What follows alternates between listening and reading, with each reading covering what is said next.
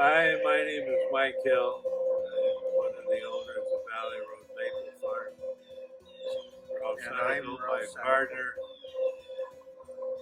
We've been tapping this sugar bush since the late 90s. We have about 3,200 taps altogether. Near the top of the sugar bush, which is a mile from the sugar house, there's three different types of lines here. This is what's called the booster. The main line's going up the mountain and the other one up the valley start right here, but the black lines are 1.25 inches and they go all the way from right here to the sugar house. The reason we went with black was for heat because it is so many evergreens here that it would take longer to thaw out every morning.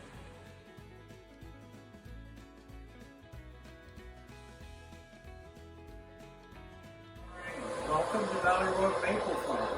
My partner Mike Hill and I bought this from Maple Bytown, Wallace Combs, in June of 1998. The first year that we were on operation here with our building was in the spring of 2001. We have a few over 3,200 taps, and we use a vacuum system to get more sap and to get it into the sugar house sooner, because that's important. You want to get it in as cold as you can. We'll try to run 25 to 26 inches of vacuum, but a lot of that depends upon the wind damage.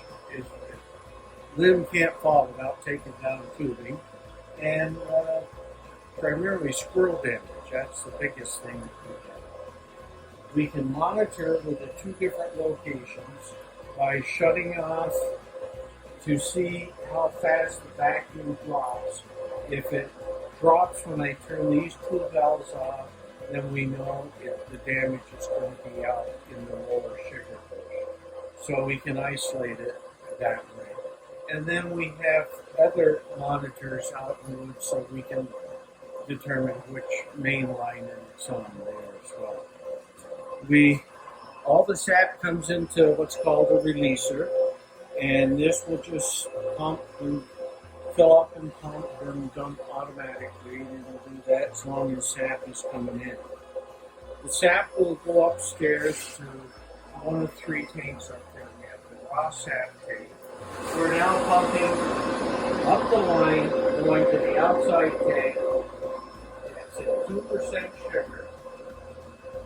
While today it's dropping, it's down to 1.8% sugar, which is some over 40 gallons of sap. Now, from the outside tank, we're drawing it in and we're putting it through the reverse osmosis. This has they're 8-inch by 40-inch semi-permeable membranes. And under pressure, water can go through the membranes, but the sugar molecules are too big. So you've got water that's coming out of it, and then you've got the sugary water that is going to now up to tank 1. That is then drawn later and put through the RO a second time, so we're going to increase it to 16 to 18% sugar. So we're going to take out well over 80% of the water. And our evaporator is oil fired. That goes through about 8 gallons of oil an hour.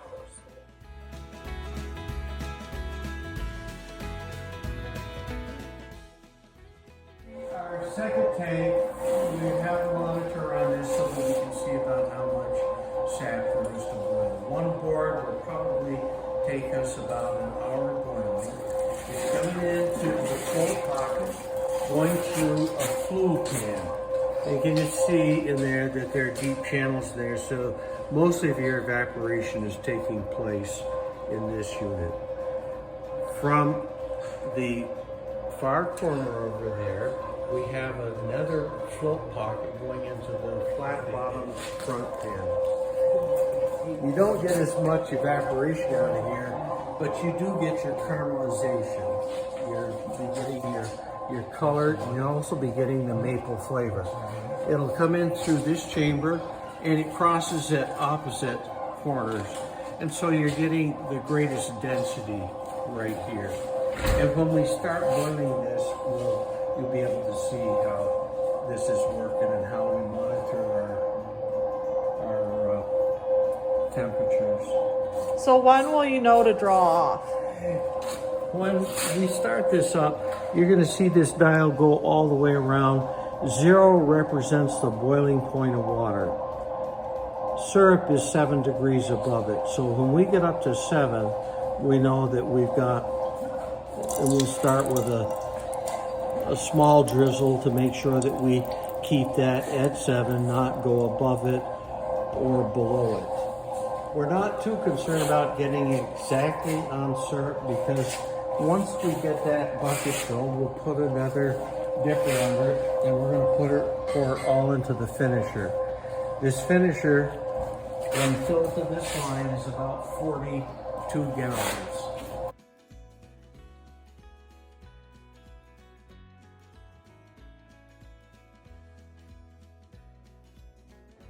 There are a number of methods for checking the grade also.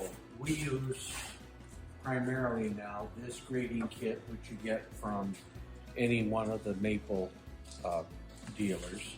And what it does is it's got 3 different standards in here. It's got the golden, it's got the amber, and it's got the dark amber. We take a sample of each one of our barrels as we make it, and we'll check it for against this. And you can see, although the color's a little different, the amount of light that's transmitted through it, it matches the golden.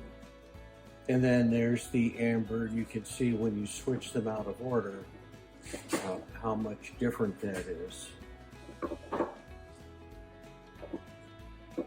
There's the medium. So that barrel was called light. Now this is the one that we did yesterday, and as the temperatures warm up, you're changing your color as well. And you can see that this is now darker than the golden.